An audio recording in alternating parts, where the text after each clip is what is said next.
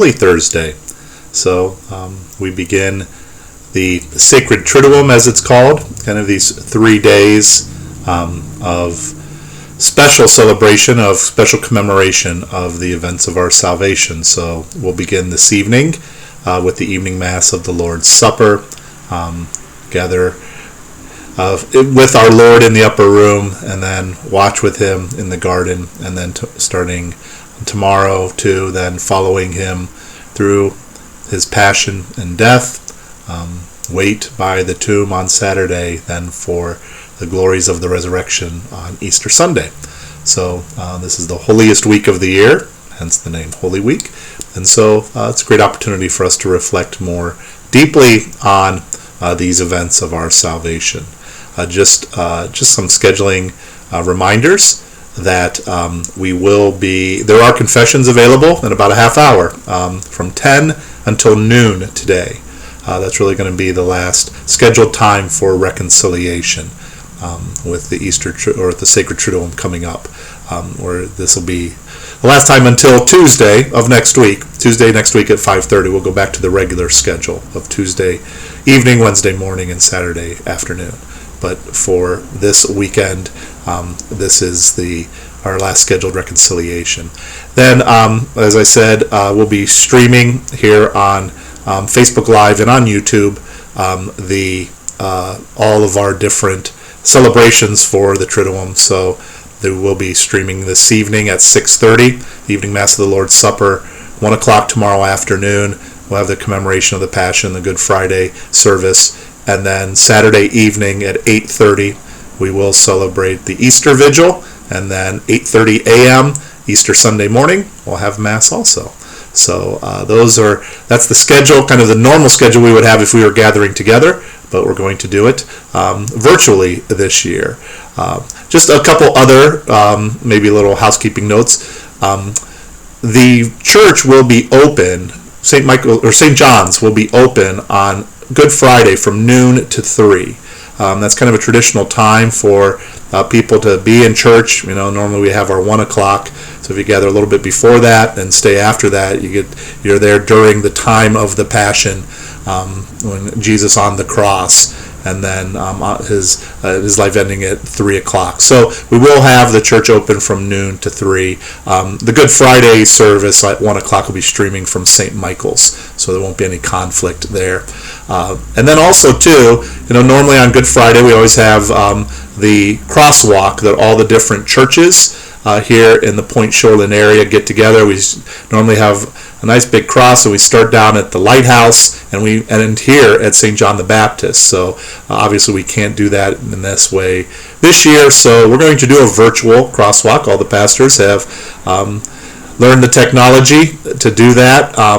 The best way to view it will be on YouTube, and so if you go to our Facebook page or even the parish website, you should find a link to YouTube to see that virtual crosswalk tomorrow, and that starts at 11, the time it normally would. It probably won't take as long because we won't actually be walking, but we will start that at 11 o'clock tomorrow morning with all the different pastors. So that's an opportunity too to gather more as a Point Shoreland community.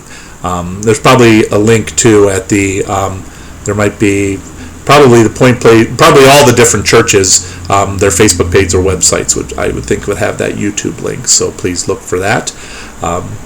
Let's see. Also, too, there seemed to be one other thing I wanted to announce, and now since I don't write these things down, I seem to forget some of this stuff. So it'll probably come to me before I close out this video. But I did want to reflect a little bit about some things that have just kind of come up. This evening for the evening Mass of the Lord's Supper, we do commemorate on Holy Thursday the institution of the Eucharist and also the institution of the priesthood. So it is kind of a special day for priests. And so please keep me in your prayers in a special way this day, and know that I am praying for you also. but also too, I was as my position as the director of the Office for Divine Worship for the diocese. We've had a lot of different liturgical memos coming out, and there's been able to see some of the information that other dioceses are producing, and group of the Dominicans, I think the House of Studies maybe in D.C., had a task force put together to make some recommendations. And one of the things that they recommended that I hadn't thought about, they were talking about if you were going to visit somebody in their home, maybe who's self-quarantining or is quarantined because they've tested positive for the coronavirus. One of the things they said is try not to wear long sleeves, or try not to wear a sport coat, a suit coat. Don't sit down on anything. But they're just talking about it's easier if you're wearing shirt sleeves just to come home and wash kind of your hands and your arms, and it's all that little practical things that we don't even think about. Now, I'm not planning to go out and visit anybody. I haven't had any calls or anything like that have said somebody who's in their home who has the coronavirus is asking me to visit. But, just some of those, that's even kind of good advice maybe for us, as we can, depending on the weather, to take those little precautions. And, washing with soap and water seems to be an isolated time and kind of by himself. And because they're not there to depress us, but there to encourage us. That God loved us so much that this is what he was willing to do for us, and so we then offer our lives back in return to him. And see, I knew if I talked long enough, I would remember what I was going to say about the schedule. I'll close with this. As I said, tomorrow's schedule, we do have the 11 o'clock virtual crosswalk with other churches here in the Point Shoreland area, the 1 o'clock celebration of the commemoration of the Passion. The church here at St. John's will be open from noon to 3 for private prayer. And then 6:30 p.m. we will have the Stations of the Cross. And then the church won't be open on Saturday. Kind of switch the schedule up a little bit with that. I thought of it in terms of like waiting by the tomb.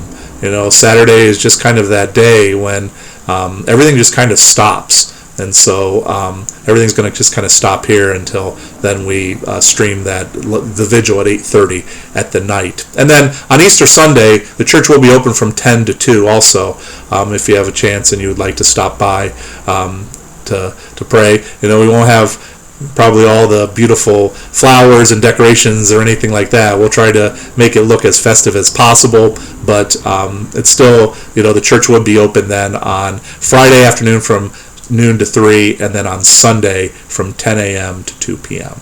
So I hope everybody is preparing themselves well for this Paschal Triduum.